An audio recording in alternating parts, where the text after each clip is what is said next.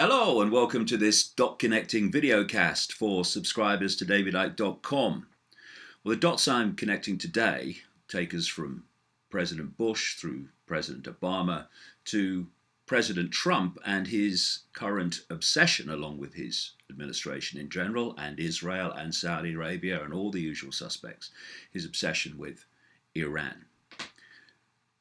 More and more people, even in the short time he's been president, who were either sitting on the fence before or supported him, are beginning to see what this Trump phenomena is really all about and where it can potentially lead.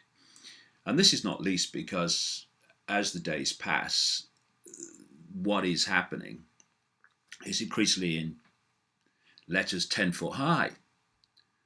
Of course, it will take neon lights flashing before many Trump supporters see through the facade and realize they've been had.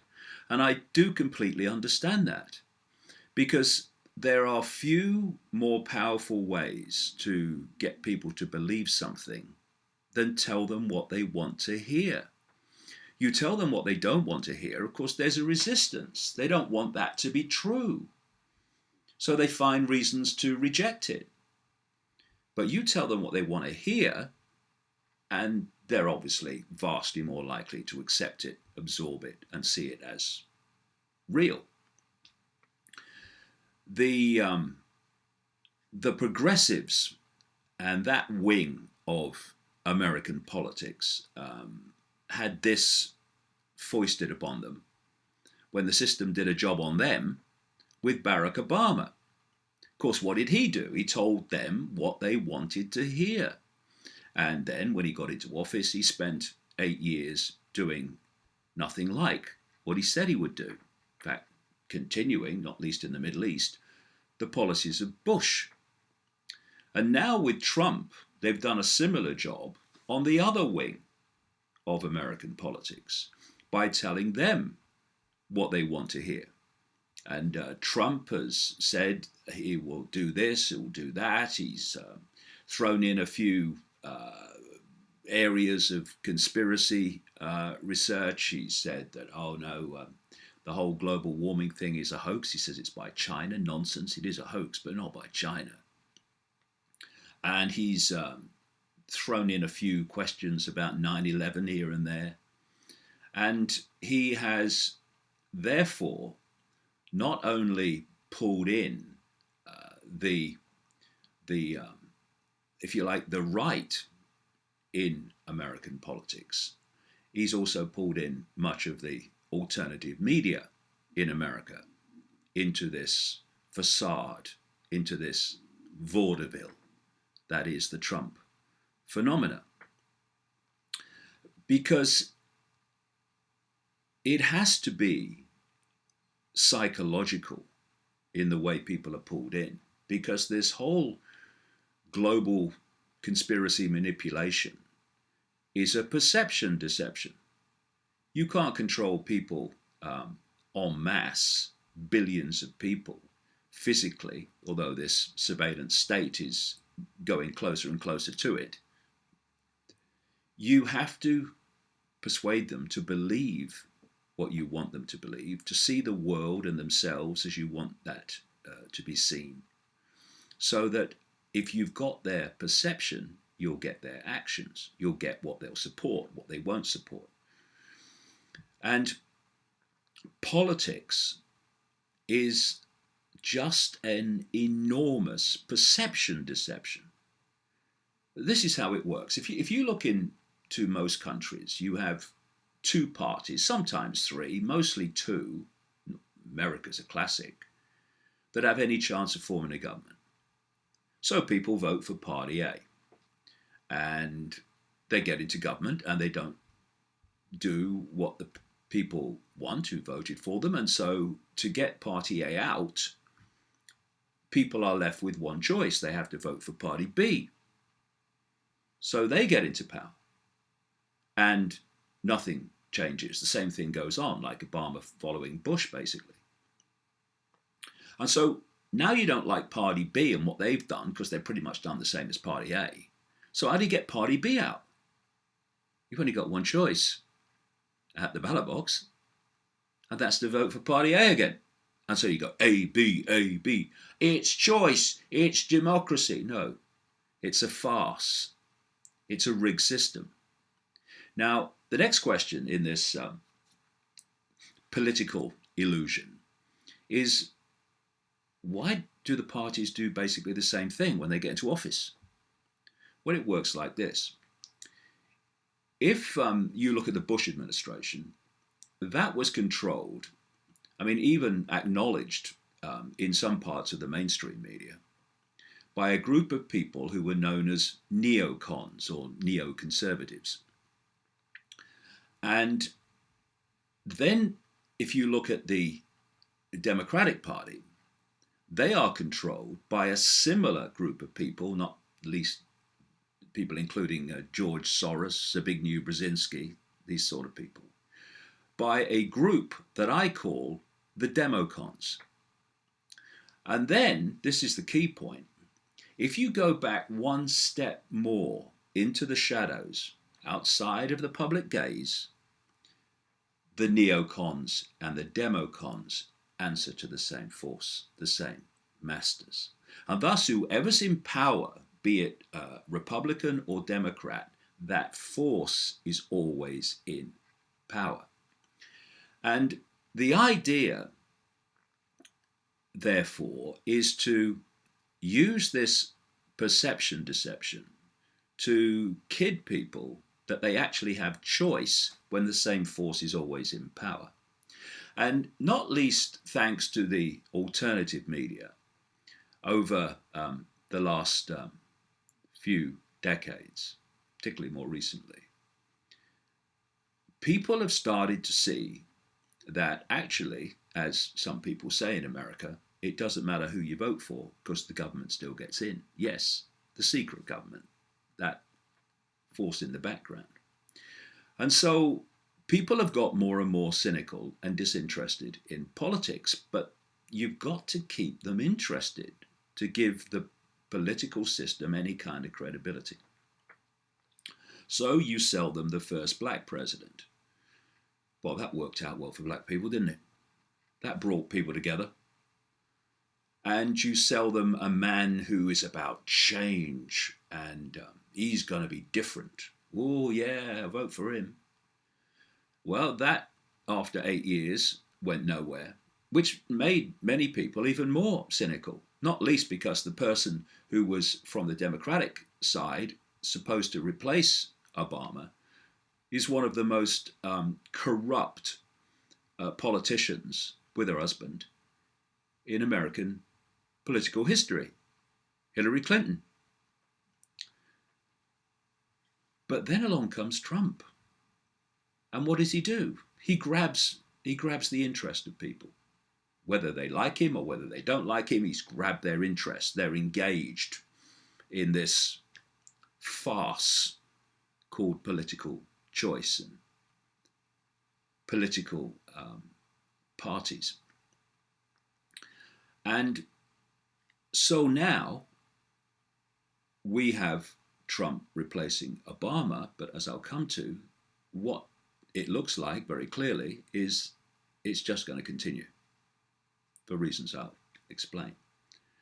And for anyone who doesn't think that presidents are told what to do and that this hidden hand in the background is calling the shots, they should just look at the leaked WikiLeaks email of a man called Michael Froman, a former executive of Citibank, who sent an email to the Obama group before Obama was elected, suggesting the names for his administration in all these different positions, in the major positions of government and their subordinates.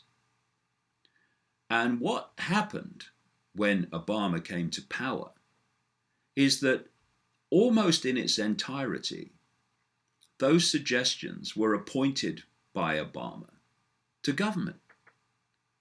This is the way it works, where this hidden hand is dictating to what are not the most powerful man in the world, but are just gophers for this force. Now, are we really going to believe that out of nowhere, just like Obama appeared to come out of nowhere, that Donald Trump has bucked the system? Hello. Of course, trying to sell Clinton as something different was basically an impossibility. You only look at Clinton and you see system, you see business as usual. And the idea is to sell to people that this new president is not business as usual, while they are business as usual. And so Trump has told people what they wanted to hear. He's told the alternative media in America what they wanted to hear. And so many people have bought the lie and bought the illusion. And the reason I say that the letters are now 10 foot high is, as I said about Trump all along, don't watch the words, watch the actions. So he has, in this short period, given the American economy to Goldman Sachs. Not only the economy, he's got Goldman Sachs people all the way through his administration, including this guy, Steve Bannon, who is right at his shoulder. And he's talking about scrapping vast amounts of regulation. And I agree. The world is far too fiercely regulated. But there are some regulation that is absolutely essential to stop the 1%, less than 1%, from running frickin' riot, as they did in the lead up to the financial crash in 2008. And these are the areas where Trump is talking about deregulating. Oh, we've got to deregulate to help small business. Yes, small business, medium-sized business is being drowned in regulation all over the world. But that's not what Trump's really talking about. That's the facade. That's telling people what they want to hear again. The real beneficiaries of this deregulation that he says he's going to introduce will be the Goldman Sachs, will be the JP Morgans, will be all these giants that led the world into financial catastrophe in 2008. Why? Because there had been decades and decades and decades of deregulation through Reagan Bush, through Father Bush, and through Clinton that had allowed that free-for-all to happen. And he's talking about tax cuts. Yeah. Tax cuts benefit mostly who? The mega rich. So the idea that Trump is for the working man and the working woman is a nonsense. But that's what the rhetoric says, while the beneficiaries are the very people in the swamp that he says he was going to drain. Then he hands civilian posts as head of the Pentagon, head of Homeland Security, and his national security advisor to military people. I mean, the very idea of putting a military person in charge of Homeland Security is outrageous. And then you realize that there is another common theme, that these military people like Mad Dog Mattis in the Pentagon Defense Secretary and the National Security Advisor, Michael Flynn, are fiercely opposing and demonizing Iran. This is what Trump has been doing. Then you look at Israel, which in so many ways owns Trump. And they have started this rhetoric and demonization of Iran. Netanyahu was doing it in London when he met the British Prime Minister this week. And of course, Saudi Arabia, who is a truly fundamental opponent and hater of Iran, is in there as well. And I posted this picture on the website and social media on December the 15th last year, because it was already obvious to me where this whole thing was going. When you put the dots, you put the pieces together. And so since Trump came into office, the mantra has been Iran, Iran, Iran, Iran. And there's a reason for that. Let's go back to the time just before Boy George Bush came to power. This neocon group that came to power a few months later with Bush were behind an organization called the Project for the New American Century. And they produced a document in September 2000 listing a series of countries that they wanted the United States to regime change in what they called multiple theater wars. And these countries included Iraq, Libya, Syria, Lebanon, and the biggest prize of all, Iran. They also called for regime change in China. That'll be fun. And when they came to power with Bush, this policy was instigated. But of course, how do you justify regime changing in those countries and starting a process of catastrophic intervention in the Middle East? Well, along came 1 year to the month after that document was published, and 9 months after those people who wrote it came to power with Bush, along came 9/11, in which they were able to find the excuse to start ticking off those regime change countries. And ironically, the one they've not yet, at least, targeted, and indeed continue to arm with state-of-the-art weaponry to kill people like Yemenis, Saudi Arabia, was, according to the official story of 9/11, nonsensical as it actually was, they were the country from which the overwhelming majority of the alleged hijackers came from. And yet, when Trump issued his travel ban list, Saudi Arabia was not on it, nor was Qatar, and these other countries that have funded ISIS and can't stand Iran. And if you look at Trump's travel ban countries, all you have to do is replace Lebanon on the Project for the New American Century list of countries for regime change.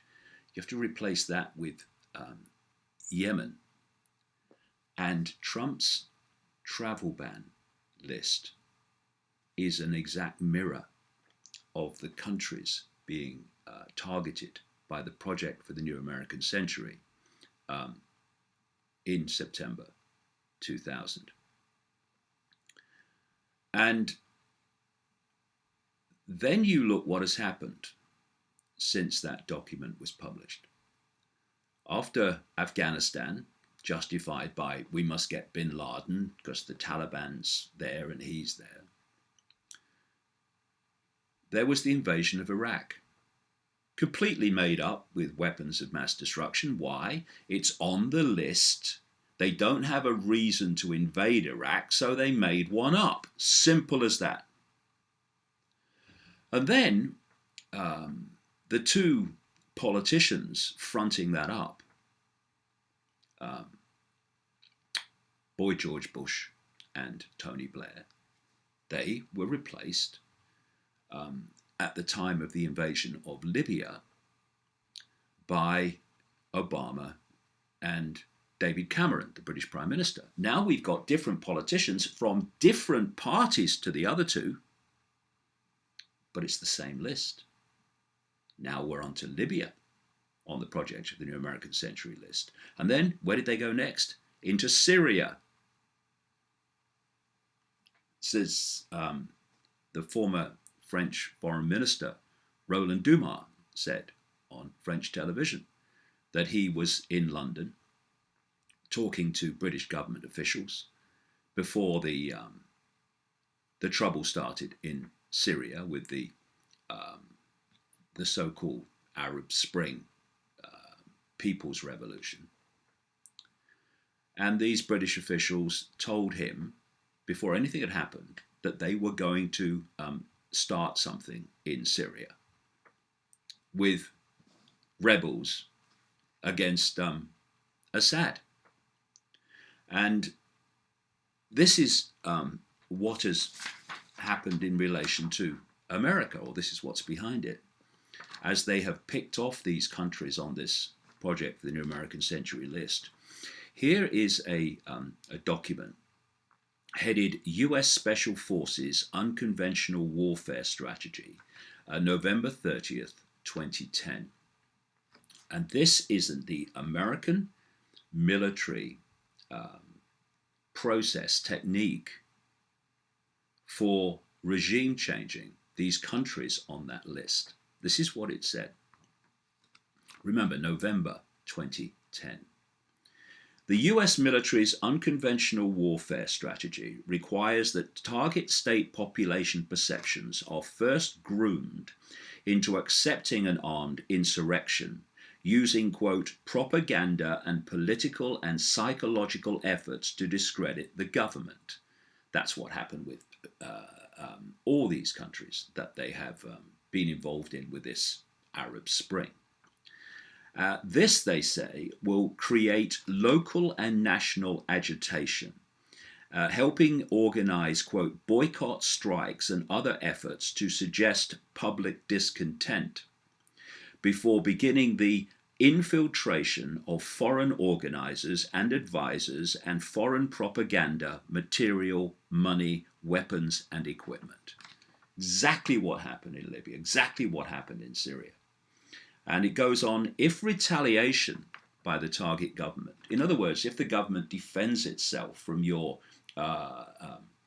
so-called freedom fighter people's revolution, which you've orchestrated and funded and armed, if there's retaliation from the government to that, the resistance can exploit the negative consequences to garner more sympathy and support from the population by emphasizing the sacrifices and hardship the resistance is enduring on behalf of, quote, the people.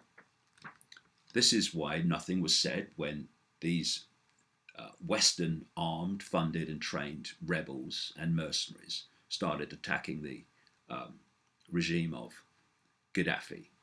It was only when Gaddafi responded, was only when Assad responded, that suddenly he's killing his own people, and the whole psychological game was played out exactly as they said. When? November 2010. 1 month later, after this was published, and of course it would have been in the background, organized long before, we had the start of the Arab Spring with the events in Tunisia. And George Soros and his networks are, of course, behind that, if anyone wants to do a modicum of research. So we have these countries on the Project for the New American Century list being picked off quite demonstrably across different administrations, because that force I talked about earlier in the background is in control of whoever's in power. So that agenda plays out through whoever's in power, or officially so. But then you might say, well, there's a problem with this, because Obama did this nuclear deal with Iran, the big prize of these people. And so everything was honky-dory there. And people said to me at the time, well, where's this Iran thing you were talking about? Because, Obama's done this deal and everything seems fine with Iran. Well, let me go back to another document. It's from 2009, and it was published by a think tank connected to all these networks I'm talking about, and funded by their sources, called the Brookings Institution. And this was a document published in like I say, 2009. And it was called Which Path to Persia? Options for a New American Strategy Towards Iran. And it said that Iran should be given a, quote, superb offer, only to be intentionally revoked in a manner that portrayed Iran as ungrateful. Anyone notice a connection with current events?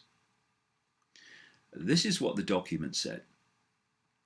Any military operation against Iran will likely be very unpopular around the world and require the proper international context, both to ensure the logistical support the operation would require and to minimize the blowback from it.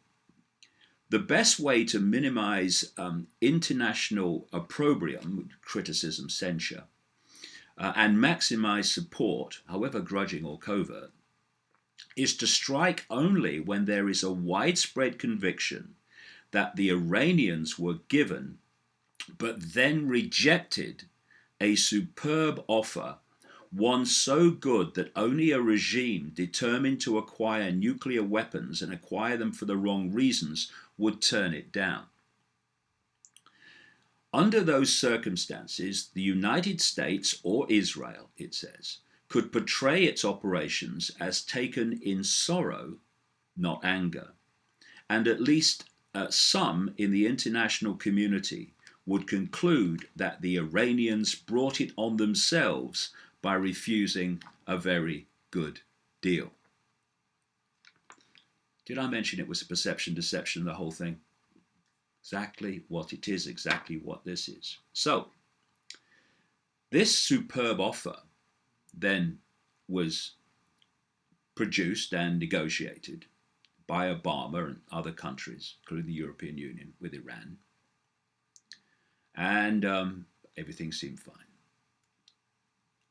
But when Trump came to power, it was all very different. He said the deal was basically a disaster and bad for America. And when there was a testing by Iran of a ballistic missile recently, which was not in contravention of the deal, they had their excuse. And what did Trump say? Trump said, and so did this Michael Flynn, national security advisor and Iran hater extraordinaire, along with his mate, Mad Dog. They said that Iran had been put on notice, and that Trump said that Iran should have been thankful, here's the wording again, should have been thankful for the nuclear deal. And this is one of his tweets. Yes, the American president communicates with the world on Twitter. This is what Trump said. Iran is playing with fire. They don't appreciate how kind President Obama was to them, not me. Which kind of fits this whole Brookings Institution scenario to put the blame for any conflict upon Iran. And this is how it works in the background, manipulating public perception to accept what the agenda wants. This is why all the propaganda against Gaddafi at the time, all the propaganda against Assad, that's what it's all about. All the propaganda against Saddam Hussein about weapons of mass destruction that could strike British targets in 45 minutes to justify an invasion. It's all a perception deception. And so let's come back to Trump. You have a situation where this man is perceived to be different and outside the system. I mean, don't start me laughing, I'll never stop. And yet what we're seeing is a continuation of the same theme and the same countries being targeted that has passed through Boy Bush, Obama, and to Trump. And, you know, the people in the alternative media who have campaigned against certain things and exposed certain things over the years, they really do need to rub their eyes and refocus on what they're now supporting.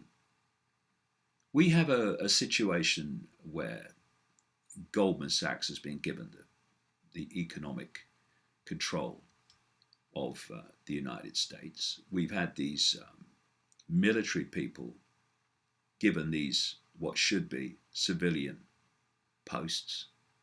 We've got Trump talking about torture is justified,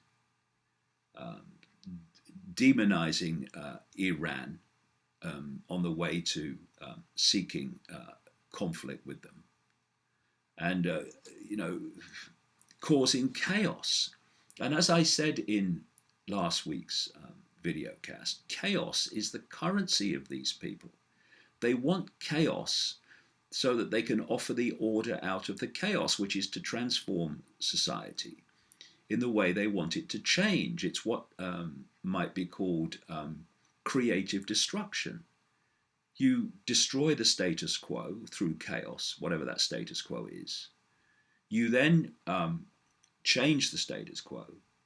You then creatively destroy that status quo, and so it goes on. And at each new status quo, the world has changed.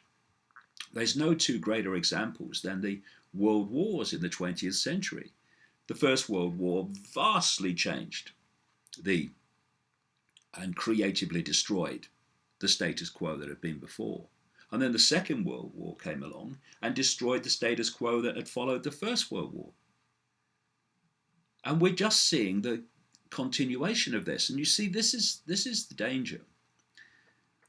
I'm not even saying that Trump is fully aware of what's going on. He probably isn't. But the people around him are. The people in the shadows that control the people around him are. And what they have now in the White House is an extreme narcissist with an ego so big and so fragile that he can't let criticism on Twitter go, or criticism by some celebrity go, without having to react to it. This is not what mature, secure people do. And so because of his lack of awareness of the whole political system, he'll have some from his life in business, but I mean really deeply. And because of his narcissistic, egotistical, reactive behavior, the big I am, he is a manipulator's party trick. I mean, if you gave a manipulator a blank sheet of paper and said, describe your ideal person to manipulate, they would draw a picture of Donald Trump. And we need to, those that support Trump need to see this. And those that don't support Trump also need to get informed about how the world really works instead of just reacting to it in this two-party left-right manner. We need to take a step back and see the left-right nonsense as just an irrelevance to anything that's going to change anything. Because that left-right us and them structure mentality is what's holding people in this illusion where nothing changes. And if you look at it, it's like an electrical system where both sides need each other. You know, you've got one polarity, the progressives, and then you've got the other polarity, which are basically now the Trump supporters. And they create, by their resistance, they talk about resistance, well, it is an electrical circuit is made between the two, and the electrical circuit goes on doing this and changes nothing, but creates the very upheaval that the hidden hand wants to justify more and more of the police state and the surveillance state. And that's another thing. When you look at Sessions, not Bush's, Trump's, it could be Bush's involved there. When you look at him as Attorney General and his attitudes to human rights and freedoms,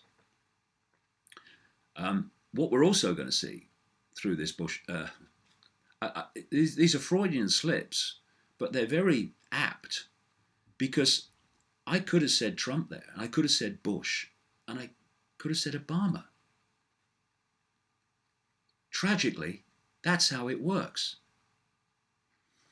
And we're going to see through this Trump administration also justified by law and order more and more advances of this surveillance state and this police state. Not least now, they have a military man running Homeland Security. So on the day that Bush was, I've said it again, Bush, Obama, Trump, on the day that Trump was elected, I said that it was a primal scream for help by vast numbers of Americans who had been ignored decade after decade. But that they were voting for an illusion that Trump was not what he claimed to be. We're now starting to see that already. But I said I hoped that the experience of seeing the Trump illusion unfold would lead people to the next stage, which is the realization that this rigged political system of left, right, Democrat, Republican, conservative, Labour, whatever country, whatever parties, this rigged system is never going to change anything for the better. And thus we have the realization that there are billions of us and a very few who are in full awareness manipulating those billions towards the end that my books expose in detail. And if we stop cooperating by not following the diktats of these people when they impose and impinge upon our freedoms and basic justice and fairness, then we take their power away. We have the power, but we give it away in acquiescence to that which we think has the power. The only power they have is the power that we give them day after day after day. We need to take it back and start saying we're not having it. Not by voting for Trump or voting for Clinton. It's going to change nothing. But by refusing to cooperate with what the system seeks to impose upon us. Do that, and we'll get somewhere.